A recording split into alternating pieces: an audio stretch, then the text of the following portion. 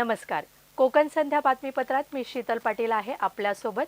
कोकण संध्या म्हणजेच सत्य हेच जे तुमच्या समोर. कोकण संध्या घेऊन आले आपल्यासाठी ताज्या घडामोडी. जाणून घेऊया या क्षणाची महत्त्वपूर्ण बातमी. अपंग मुलीशी बस चालकाची हुज्जत, मनसे महिला आघाडी आक्रमक. खासगी बसमधून नेरूळ ते पुणे प्रवास करणाऱ्या अपंग तरुणीशी हुज्जत घालणाऱ्या चालकाला महाराष्ट्र नवनिर्माण सेनेच्या महिला पदाधिकाऱ्यांनी धारेवर धरला. विनाकारण वाद घालणाऱ्या या चालकास कळंबोली पोलीस ठाण्यात बससह बोलावून समज देण्यात आली. नेरूळवरून एक मुलगी पुणे येथील नवले ब्रिज येथे जाण्यासाठी या बसमध्ये बसली होती. तिच्या आई आणि भावाने सर्व रीतसर चौकशी करूनच तिला या खासगी बसमध्ये बसवलं होतं. मात्र त्यानंतर बस खारघर जवळ आल्यावर तिकीट तपासणाऱ्या माणसाने या तरुणीला इच्छित स्थळी सोडण्यास नकार दिला. पुण्यातील नवले ब्रिज येथे तिला जायचं होतं. आम्ही तुला नवले ब्रिज नाही तर चांदणी चौक येथेच उतरवणार असं सांगत त्याने भांडण केलं. त्यामुळे अपंग असलेल्या अल्पवयीन तरुणीने तत्काळ आपल्या भावाला संपर्क साधला. तिच्या भावाने ही विनंती करत तिला मध्येच थांबवू नका, तिला पुण्यातील काहीच माहित नाही, शिवाय अपंगही आहे असं सांगितलं. मात्र अरेरावी करत संबंधित बस चालकाने रस्त्यातच तिला उतरवून दिलं. मनसे जिल्हाध्यक्षा आदिती सोनार यांना फोन करत तिच्या कुटुंबियांनी घटनाक्रम कथन केला. आदिती सोनार यांनी तत्काळ कळंबोली पोलीस ठाणे गाठत तक्रार केली. त्यानंतर पोलिसांनी चौकशी करत बस ताब्यात घेतली आणि वादावर पडदा पडला.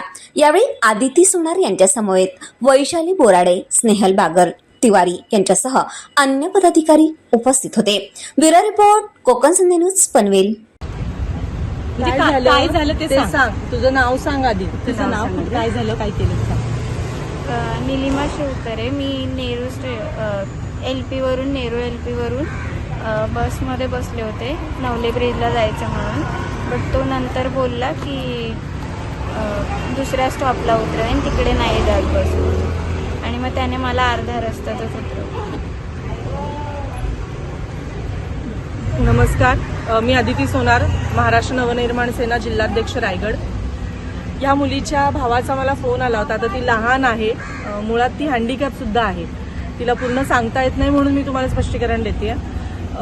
ती LP वरनं प्रायव्हेट बसमध्ये बसली होती नवले ब्रिजला जायला पुण्या येथे. तिच्या भावानी कन्फर्म करून सगळ्या गोष्टी झाल्यानंतरच त्या मुलीला बसमध्ये बसवलं. परंतु थोडं पुढे आल्यानंतर जेव्हा तिकिटीचे पैसे तिच्याकडे मागितले, पैसे घेतले, त्याच्यानंतर तिला सांगितलं आम्ही नवले ब्रिजला जाणार नाही, आम्ही तुला चांदणी चौकला सोडतो. त्या मुलीला इकडचं काही माहिती नाही. घाबरलेल्या अवस्थेत तिने तिच्या घरच्यांना जेव्हा फोन केला तेव्हा त्यांची शाब्दिक बाचाबाची झाल्यामुळे ती मध्येच रस्त्यात उतरली. आता मध्येच रस्त्यात उतरल्यामुळे त्या मुलांनी, माफ करा, तिच्या भावानी त्या ड्रायव्हरशी बोलणं करून सांगितलं होतं ती मुलगी लहान आहे, अंडर एज आहे, तुम्ही तिला मध्ये उतरू नका. कारण आपण आता पुण्यातल्या आणि महाराष्ट्रातल्या बऱ्याच घटना बघतोय. त्या पार्श्वभूमीवरती थोडं घाबरून गेल्यामुळे तिच्या भावानी सांगितलं तुम्ही 10 मिनिटं थांबा, मी लगेच येतो. पण त्या मुलीशी त्या बसमधल्या लोकांनी, ज्यांना धड मराठी देखील बोलता येत नाही, धड सोडा साधंही मराठी बोलता येत नाही, त्यांनी तिला सांगितलं आम्ही तुझ्यासाठी थांबणार नाही, आमच्याकडे खूप पॅसेंजर आहेत, तुला ताबडतोब रस्त्याच्या मध्येच इथल्या इथे उतरवायला लागेल. आणि असं करून तिला बेलापूर आणि बेलपाडा, बेलपाड्याच्या दरम्यान कुठेतरी उतरवून दिलं. तोपर्यंत तिचा भाऊ मागून आला होता, कारण त्यांनी बसचा फोटो काढून ठेवला होता. ती मुलगी रस्त्यात होती तशीच उभी.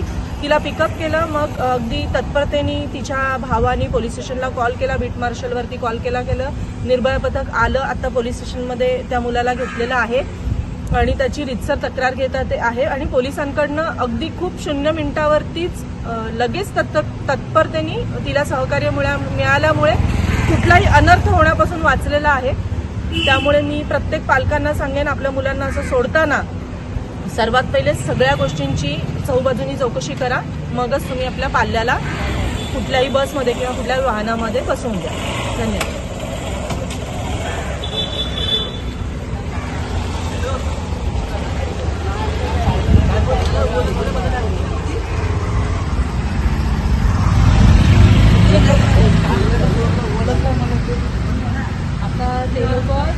या बातमीसोबतच आम्ही आपली रजा घेतोय. पुन्हा भेटूया नव्या बातमीसह. तोपर्यंत आपण पाहत रहा कोकण संध्या TV न्यूज.